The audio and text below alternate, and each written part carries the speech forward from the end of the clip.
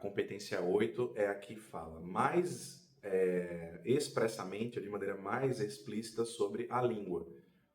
A competência 8 é a que trata da língua como um saber cultural também. Claro, veja, como é que a nossa língua portuguesa se coloca no nosso cotidiano? Porque, por exemplo, que a gente se depara com novas palavras como, você que é jovem deve saber disso melhor do que eu, mas um verbo como tancar. Você joga? Você gosta de jogar? Jogar no computador, jogar online? Você sabe então do que eu estou falando. O que é tancar? Por que essa palavra de repente começou a circular entre nós?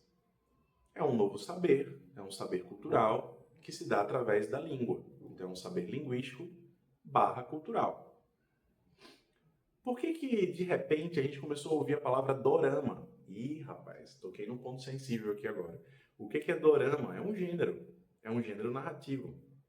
Tá aí, nas plataformas de streaming, uma série de séries desse gênero que é o dorama. Então, são palavras que estão surgindo, porque a nossa língua é viva, então ela está em movimento o tempo todo.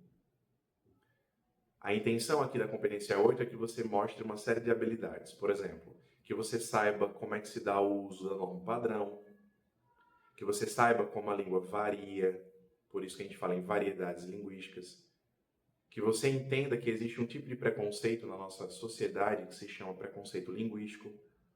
Muito se fala sobre o preconceito racial, mas existe também o preconceito linguístico.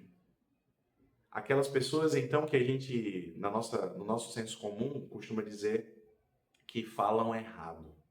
Será mesmo que falam errado? Será que nós todos não produzimos desvios de linguagem o tempo todo? Será que a gente só consegue se comunicar de maneira efetiva e eficiente quando a gente está fazendo uso da norma padrão? Então, nós podemos pensar que a língua varia. Vamos a mais um exemplo. O Enem trouxe fragmentos ou trechos do hino nacional em uma questão. E lá perguntou: o que justifica o uso da norma padrão nesse gênero textual que é o hino nacional? A resposta dizia: a explicação para o uso da norma padrão é porque se trata de um gênero solene, ou seja, formal, sério. Então, o hino nacional é escrito em norma padrão, ou na norma formal, porque se trata de um gênero formal.